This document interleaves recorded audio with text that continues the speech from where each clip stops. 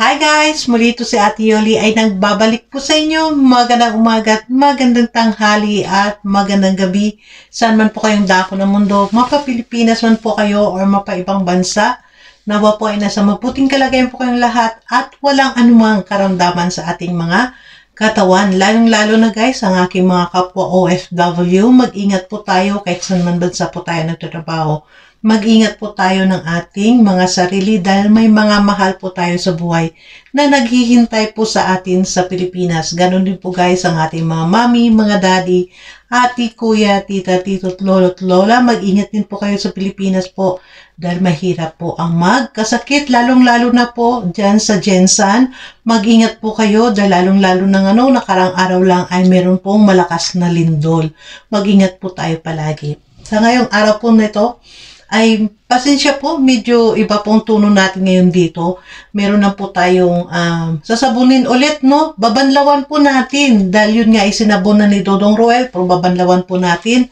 Pero nais ko po muna, supportahan po muna natin ang Team Kalingap sa pangunguna po ni Kuya Bal Santos Matubang, Ate Edna's Vlog, and Kalingap Rob. Ganun din po guys, si Roel of Malalag and Rochelle Morales Vlog. Huwag po tayo guys mag-skip ng ads sa kanilang mga video upload.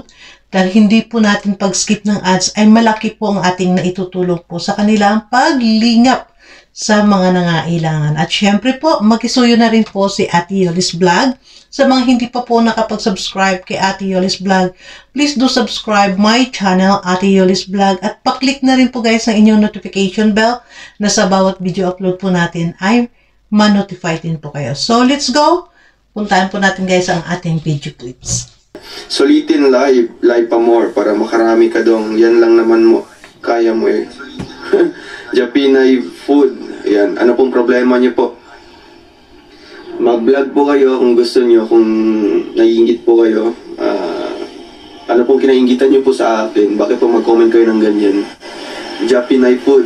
Ito po ay certified basher po natin. Pero yun nga po, sabi ko, di na po tayo mag-i-indulge sa mga negative comments. Automatically hide po natin yan, no? Yes po, no? Ngayon ko lang po nabasa yung ano niya. Japinay food, makinigan na lang dyan, no? Or kung ano ka talaga, kung porsigido ka talaga, gawa ka ulit ng channel or account, tapos mag-comment ka ulit dito. Grabe. So, yun guys, no? Nakita nyo naman ang video clips po natin nakuha natin sa live po kanina ni Dodong Roel. Yun nga ay nakita ko kanina guys, sa pagkagising ko ay nag-replay po ako dyan, no? Nakita natin ang kanyang live, no? Na medyo sinabon ang isang Japinay food. Japinoy ba yun? O Japinay? Japinay, parang narinig ko talaga kasi replay na nga po tayo, no? Japinay food, no? Na grabe. Bitter talaga ang feed mo. Nasabihan mo si Roel, sige live pa more. Kasi diba, nagsabi dyan si Dodong Roel, mag-comment po kayo sa mga birthday greetings nyo po, mga kalingap. Mag-comments po kayo ng mga birthday greetings nyo po kay Kuya Bal dahil nanonood po si Kuya Bal sa ating live. Totoo po, nakaharap monitor si Kuya Bal sa mga live ni Roel of Malalag. Di po ba? Kaya marami po ang greet din, no? At ito nga, nabasa nga ni Roel, isa po to, si Japinay Food.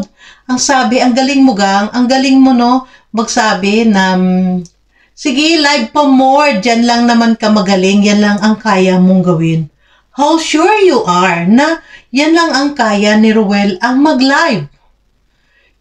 Bulag ka ba? Or nautusan ka? No? Hindi mo ba nakita, meron siyang pabahay ngayon na 2, di ba? At kahit dyan, no, dyan si Roel kasama ni na Kuya Bal sa Baguio. Dahil ay sumama si Roel dyan, dahil po malaki ang respeto at pagmamahal ni Roel sa kanyang pamilya, no? Sinuportahan ni Roel, pinakita niyang suportado niya si Kuya Bal Santos Matubang, Ate Edna's Vlog, and Kalingap Rob. Ikaw, Japinay ka, Japinay food, magdahan-dahan. Inggit ka ba? Yun nga, sabi ni Roel, no? Wala kang magawa kung gusto mo pa rin, di ba? Sabi nila, wag na natin entertain. Binlock ka kaagad. Eh, di ba? Hinamon ka pa nga dyan ni Roel. Gumawa ka ulit ng another account at mag-comment ulit. para ma-block ulit, di po ba? Bakit pa kailangan nyo siyang ibas na walang katuturan?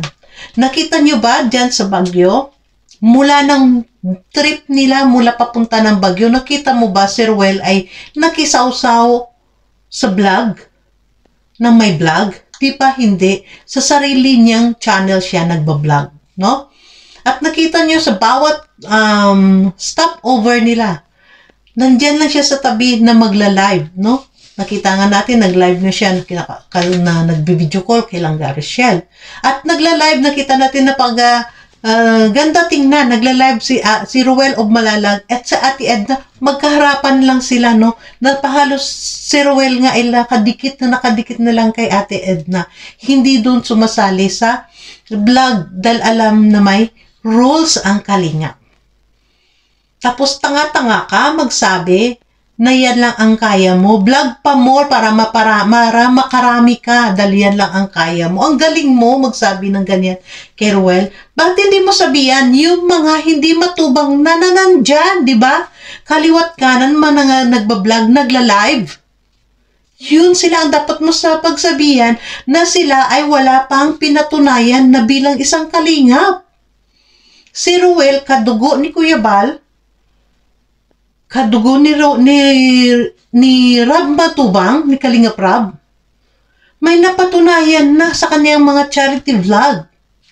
Tapos siyang sabihan mo, yan lang ang kaya niya, ang mag-live. Mag-live pa more para makarami ka. Anong klase yun?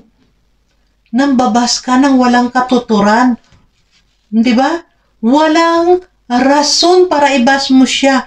Ang kanyang pag-live, hindi po yun para sa'yo. Ang live ni Ruel ay para po sa kanyang community, para sa kanyang mga taong nagmamahal sa kanya, nagbibigay siya update. Hindi para sa'yo, Jeffy na food. Na parang tanga ka lang, kabubo mo mag-comment. Diba? Huwag ka mag-comment ng ganyan dahil hindi maganda. Ang ganda-ganda ng mood ng isa na nagla-live.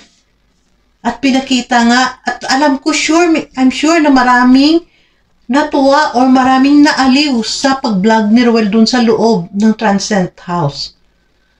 At may karapatan si Ruel mag-vlog doon dahil una-una, kadugo siya nang nag-rent dyan. Diba? Kaya dandahan po tayo po mga viewers, no? Magdandahan po tayo sa ating mga ginagawang bus sa mga charity vlogger. Lalong-lalo na dito sa Matubang Family. Dahil wala po kayong nagawa kundi magpagulo. No? Paggulo kayo sa kanilang mga pag-charity. Kayo mismo na mga basher ang nagpapaaway. Gusto nyong mag-away-away. Hindi po sila mag-away-away para malaman nyo. Hindi po sila mag-away-away na Matubang Family. Dahil buo po silang pamilya. Diba?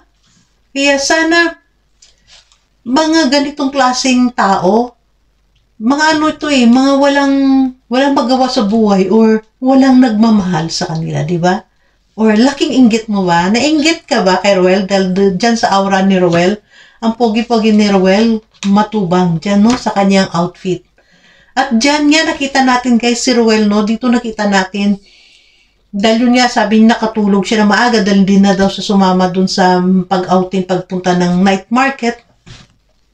Ayun nga dyan ay nakatulog siya na maaga at syempre dahil nakatulog na maaga, nakagising ng maaga para magbihis ng maayos, para ma-refresh ang sarili, ang katawan, malinis. Di po ba? O, ano yung gusto nyo? Yung iba siguro dyan, no? Di ba? Nakasama, hindi pa nga siguro naligo, basta lang sumama the next day.